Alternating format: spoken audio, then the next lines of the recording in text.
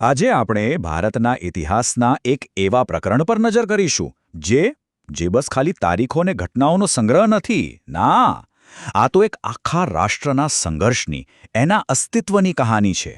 આ ગાથા છે બલિદાનની, અતૂટ આશાની અને છેવટે આઝાદીની.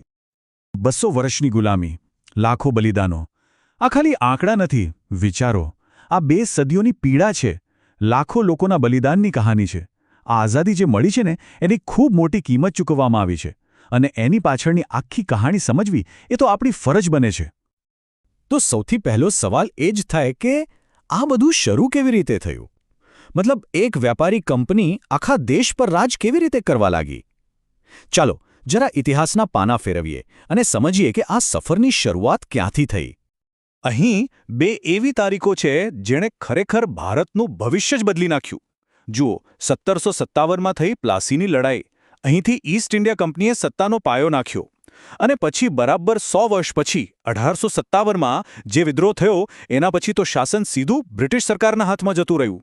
અને આ જ સમયને આપણે બ્રિટિશ રાજ તરીકે ઓળખીએ છીએ.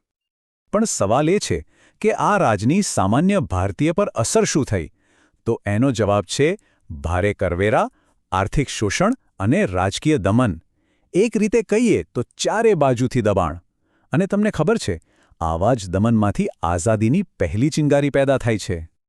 કહેવાય છે ને કે દમન ક્યારે હંમેશા માટે નથી ટકતું. બસ એવું જ થયું. બ્રિટિશ શાસનના અત્યાચારો સામે ધીમે ધીમે લોકોમાં એક નવી જાગૃતિ આવી. અને આ જાગૃતિમાંથી એક એવા આંદોલનનો જન્મ થયો જેણે ઇતિહાસની દિશા જ બદલી નાખી. આ આખી લડત કોઈ એક દિવસમાં નથી થઈ. એની એક લાંબી સફર છે. જો 1885માં કોંગ્રેસની સ્થાપના થઈ, ત્યાંથી એક સંગઠિત શરૂઆત થઈ. પછી 1919માં જલિયાવાલા બાગનો એ ભયાનક હત્યાકાંડ થયો જેણે આખા દેશને હલાવી દીધો. અને પછી તો ગાંધીજીના નેતૃત્વમાં અસહકાર આંદોલન, દાંડી માર્ચ અને છેલ્લે 1942માં ભારત છોડો આંદોલન. આ બધાએ મળીને બ્રિટિશ સામ્રાજ્યના પાયા જ હચમચાવી દીધા. સારું, આંદોલન તો થયું, પણ આટલા મોટા આંદોલનને દિશા કોણે આપી? કોણ હતા એ ચહેરા, એ નેતાઓ જેમણે લાખો લોકોને આઝાદીના એક સપના માટે ભેગા કર્યા? અને આ રહ્યા એ ચહેરાઓ. મહાત્મા ગાંધી, જેમને અહિંસાનો રસ્તો બતાવ્યો. તો બીજી તરફ ભગતસિંહ, જેમને ક્રાંતિની મશાલ પ્રગટાવી. સરદાર પટેલ, જેમને દેશને એક કર્યો. અને જવાહરલાલ નહેરુ, જેમને આધુનિક ભારતનું સપનું જોયું. સુભાષચંદ્ર બોઝ, રાજેન્દ્ર પ્રસાદ, મૌલાના આઝાદ, કેટલાય નામ છે. ભલે રસ્તા અલગ હતા, પણ મંઝિલ તો બધાની એક જ હતી, ભારતની આઝાદી. આઝાદીનો સૂરજ ઉગી તો રહ્યો હતો, પણ એની સાથે જ વિભાજનનો, ભાગલાનો એક ઘોર અંધકાર પણ છવાઈ રહ્યો હતો. આ આઝાદીની કહાનીનો કદાચ સૌથી દુઃખદ અધ્યાય છે, જેણે આઝાદીની ખુશીમાં પણ એક દર્દ ઉમેરી દીધું. થયું એ કે બ્રિટિશ ભારતના ધર્મના આધારે 2 ભાગલા પડ્યા. એક બન્યું ભારત, એક ધર્મનિરપેક્ષ લોકતાંત્રિક દેશ, અને બીજું બન્યું પાકિસ્તાન. આ ભાગલા માત્ર સરહદોના નહોતા. આ ભાગલા હતા લોકોના, પરિવારોના અને લાખો દિલોના. જરાક વિચાર તો કરો.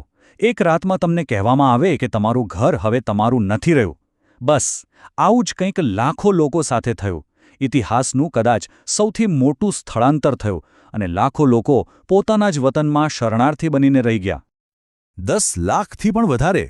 આ આંકડો ભાગલાની હિંસામાં ગુમાવેલી જિંદગીઓનો છે. આ બસ એક નંબર નથી. આ 10 લાખ પરિવારોની, 10 લાખ સપનાઓની કહાની છે જે એ હિંસાની આગમાં બળીને ખાખ થઈ ગઈ. આઝાદી માટે આ પણ એક કિંમત ચૂકવાઈ. પણ દરેક અંધારી રાત પછી સવાર તો થાય જ છે.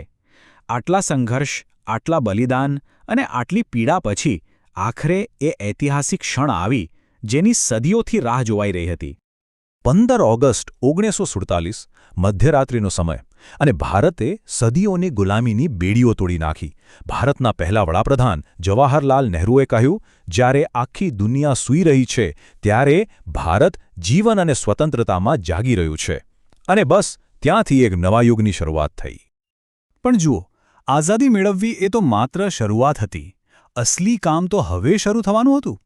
એક વિખરાયેલા દેશને જોડવાનો હતો અને એક મજબૂત રાષ્ટ્ર બનાવવાનો હતો. અને આ મોટા કામનો પાયો નાખવામાં આવ્યો ભારતના બંધારણ દ્વારા. અને એ દિવસ આવ્યો 26 જાન્યુઆરી 1950ના રોજ.